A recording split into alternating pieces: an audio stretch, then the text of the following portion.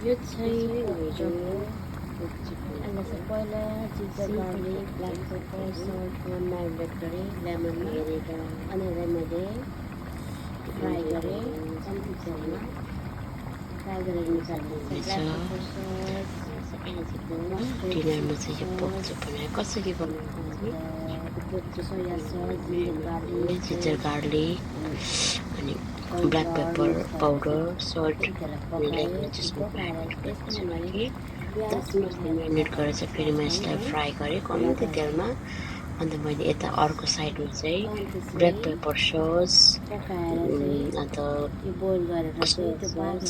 mustard seed sauce लगाएर चाहिँ मैले फेरि यता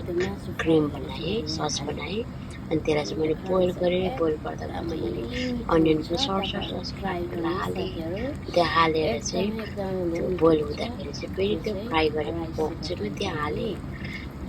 चाहिँ बोइल गरेँ त्यो यता साइडमा चाहिँ फेरि मैले पालक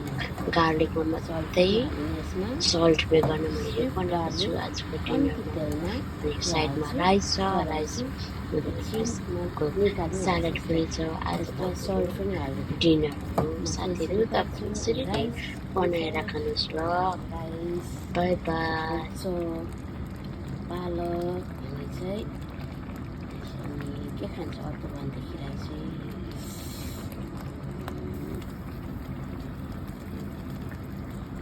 स्यालेड खान्छ